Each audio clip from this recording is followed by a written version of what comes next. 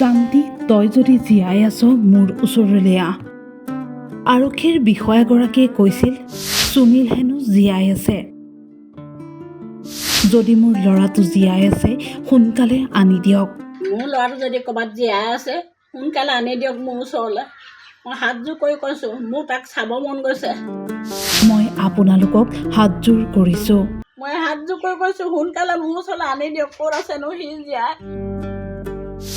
মোৰ তাক চাবলৈ বৰ মন গৈছে। মই হাতযোৰ কৰি কৈছোঁ, মোৰ তাক চাব মন গৈছে। মই বহু কষ্টৰে দিন পাৰ কৰিছোঁ। বহুত কান্দিলোঁ, বহুত নোখোৱাকৈও থাকিলোঁ।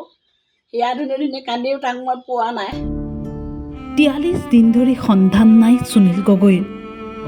সঁচাকৈ জীয়াই আছে নে মৃত্যু হৈছে সুনীল গগৈৰ? আৰক্ষীয়ে কৈছে সুনীল গগৈ হেনো জীয়াই আছে। আপুনি বিধৱা সাজ কিয় পিন্ধি আছে বুলি কৈছে। মই কৈছোঁ যিমান দিলেও আমাৰ নীতি নিয়ম মাজে আমাৰ বডি বুলি আমাক চঞ্জাই দিলে, আমি সেইমতে সকলো সমাজৰ কামখিনি কৰি আমি এই ড্ৰেছ পিন্ধি আছোঁ এতিয়া। তেনেকৈ কৈছোঁ, নহয় আপোনাৰ মানুহজন জীয়াই আছে বুলি কৈছে। মই বোলো জীয়াই আছে যদি বাইদেউ উলিয়াই আনক। আনফালে সুনীল গগৈ শেষকৃত্য কৰি পত্নীয়ে পিন্ধিছে বগা সাজ। মকৰা জালৰ দৰে পাক লগা মেৰপেচত এতিয়া ফেকুৰি উঠিছে সুনীল গগৈৰ মাতৃ। পুত্ৰক এবাৰ চাবৰ বাবে হাবাথুৰি খাইছে সুনীল গগৈ মাতৃয়ে। বাইদেউ, মোৰ ল'ৰাটো যদি ক'ৰবাত জীয়াই আছে সোনকালে আনি দিয়ক মোৰ ওচৰলৈ। মই হাতযোৰ কৰি কৈছোঁ, মোৰ তাক চাব মন গৈছে। মই কিমান কান্দিলোঁ, কিমান হেৰি কৰিলোঁ, মৰিলে বুলি কৈছিলে, সকলো মৰিলে বুলি ভাবি পিনি মই বহুত কান্দিলোঁ, বহুত নোখোৱাকৈও থাকিলোঁ। হিয়া ধুনী কান্দিও তাক মই পোৱা নাই। যদি ক'ৰবাত জীয়াই আছে আপোনালোকে মোৰ ওচৰলৈ সোনকালে আনি দিয়ক।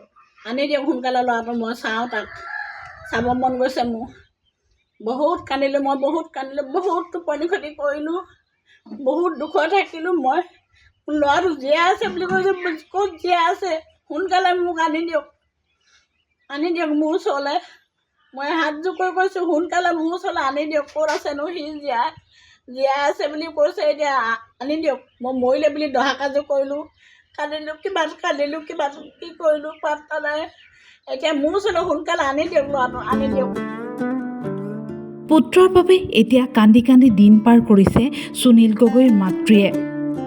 CIDৰ IGP সংযুক্তা পৰাশৰে সুনীল গগৈ জীয়াই আছে বুলি কোৱাৰ পিছতে পুত্ৰক ঘৰলৈ মাতিছে দুৰ্ভগীয়া মাতৃগৰাকীয়ে। জানকি, যদি তই ক'ৰবাত জীয়াই আছ মোৰ ওচৰলৈ সোনকালে আহ, সোনকালে মোৰ ওচৰলৈ আহ। ক'ত জীয়াই আছ তই?